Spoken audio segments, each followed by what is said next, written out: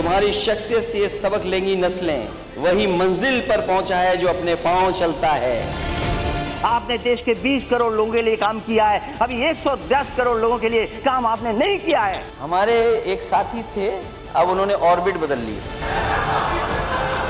तो हमने घर के, तो अपने पिताजी से पैसा लाते हो बनाने के लिए, तुमने राशन बांटा है तो पिताजी ने क्या बात है। बात खानदान तक पहुंची है तो खानदान बढ़ाने के लिए भी कुछ करना चाहिए। डुबा देता है कोई नाम तक भी खानदानों का, किसी के नाम से मशहूर होकर गांव चलता है। अरे अपना गांव तो बता दो, कौन सा है आपका गांव। आगरा में 25 फरवरी को अखिलेश यादव जब राहुल गांधी के साथ उनकी न्याय यात्रा में कदम ताल करेंगे तो ये उनकी सियासी कहानी का वो मोड़ होगा जहां से गलतियों से सबक सीखने का ऐलान होगा तो जीत की हुंकार भी। क्योंकि 2017 में भी यूपी के 2 लड़के विधानसभा चुनाव जीतने निकले थे, लेकिन साथ जीने मरने की कसम खाने के बाद गठबंधन ताश के पत्तों की तरह बिखर गया।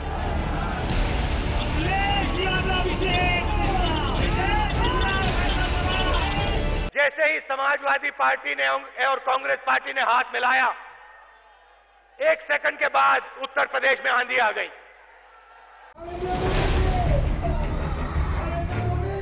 इंडिया गठबंधन के घटक दल के रूप में समाजवादी पार्टी के लिए मोदी के विजयी रथ को उत्तर प्रदेश में रोकने की जिम्मेदारी है और ये जिम्मेदारी पूरी तरह अखिलेश के कंधों पर है।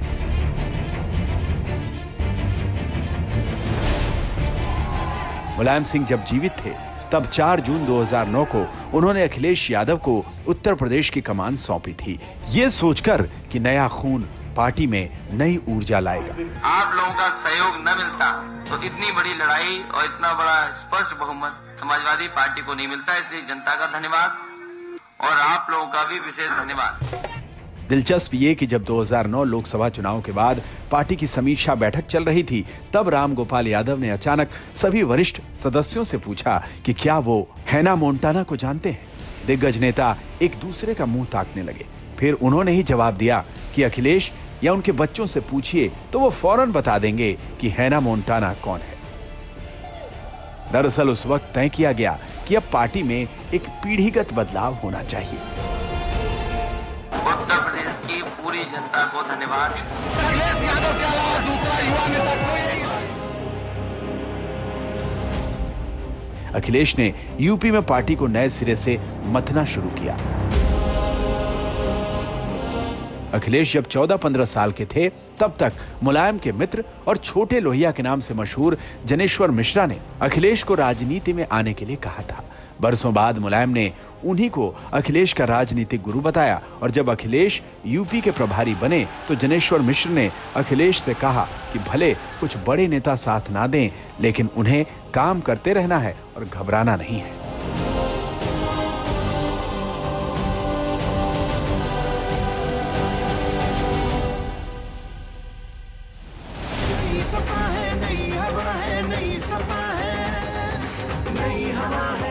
उस वक्त से अब तक गंगा यमुना में बहुत पानी बह गया। अब समाजवादी पार्टी का मतलब ही अखिलेश यादव है।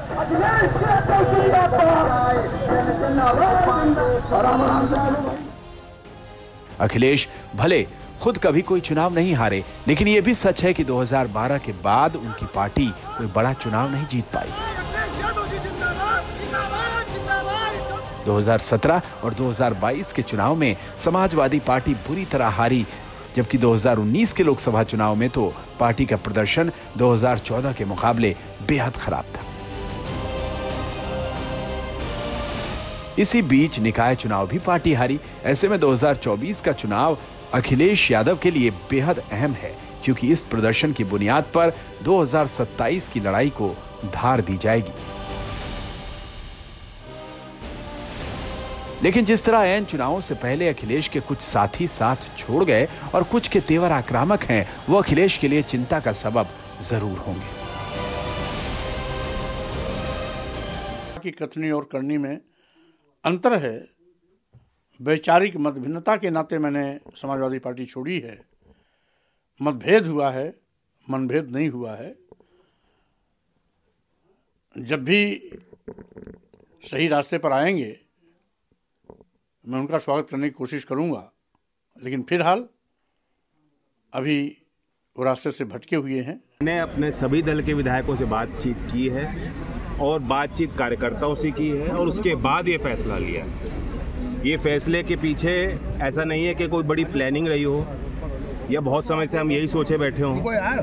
बहुत कम समय में, अल्प समय में फैसला हमें लेना पड़ा। समाजवादी पार्टी अहम में भी है और वहम में भी है, और उनको ये बहुत अच्छे से समझना होगा कि वो खुद कह रहे हैं कि पिछड़ा, दलित, अल्पसंख्यक हमको वोट देता आया है, आपको वोट देता आया है, इसीलिए आप उनकी भागीदारी को किनारे करके उनको लूटने का काम कर रहे हैं। आप भागीदारी सुनिश्चित करिए, क्योंकि आप उनका वोट क्लेम कर रहे हैं। भागीदारी सुनिश्चित करेंगे तो आगे और बड़े बड़े मंजर आएंगे, हम लोग देखेंगे। वोट क्लेम करने की बात से ही आपने अपने वोट को पीछे रखने की बात कर दी राज्यसभा चुनाव में। अगर समाजवादी पार्टी इस बात से नहीं खुश हुई और आपके ऊपर अगर कोई एक्शन लिया गया? स्वतंत्र है वो एक्शन लेने के लिए। मैं एक्शन से नहीं डरती, ईमान की राजनीति करती हूँ, जो सही है वो कहूंगी। अखिलेश ने जब सियासत में कदम रखा था तब उन्होंने फैशनेबल कपड़े उतारकर खादी का कुर्ता पजामा धारण कर लिया, यानी वो सियासत के रंग में रंगने के लिए तैयार थे और राजनीति के खेल को उसी के नियम के हिसाब से खेलने के इच्छुक। स्कूल कॉलेज में भले वो ज्यादा नहीं बोलते थे, लेकिन अब अखिलेश मुंह तोड़ जवाब भी देते हैं, व्यंग भी करते हैं और विरोधियों को घेरने का हर पैतरा आजमाते हैं। सरकार ने 31,000 करोड़ से ज्यादा पैसा खर्च किया अभी तक अयोध्या को सजाने के लिए, लेकिन जब पहली बार यात्रा हुई वहां पर दिल्ली वालों की, तो जिन्होंने इतनी तैयारी की थी वो किस नंबर की गाड़ी में बैठे थे। मुझे कुछ नहीं कहना है, उसके बारे में नहीं कहना, लेकिन इतनी बात जनता जानती है कि नई लोकसभा में नया प्रधानमंत्री होगा। अंत भला तो सब भला। क्या समझे? तो क्या माना जाए? आप समझदार हो? गठबंधन होगा या सीट शेयरिंग को लेकर होगा? विवाद छिड़ा हुआ है। कोई विवाद नहीं है, आपके सामने सब चीजें साफ हो जाएंगी बहुत जल्दी।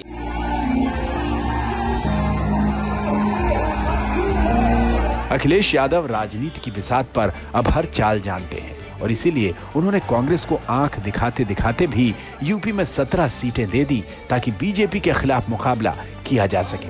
कुछ सहयोगियों के साथ छोड़ने के बाद कुछ दूसरे छोटे दलों को साथ लाने की उनकी तैयारी है, लेकिन सवाल यही है कि क्या उनकी तमाम कोशिशें बीजेपी को यूपी में शिकस्त दे पाएंगी या कहें बीजेपी का मुकाबला भी कर पाएंगी। 60 के दशक में मुलायम सिंह ने जसवंत नगर के एक दंगल में एक बड़े पहलवान को पटका तो उन्हें विधायक नत्थू सिंह ने अपना शागिर्द बना लिया और राम मनोहर लोहिया से पैरवी कर जसवंत नगर से टिकट दिलवा दिया।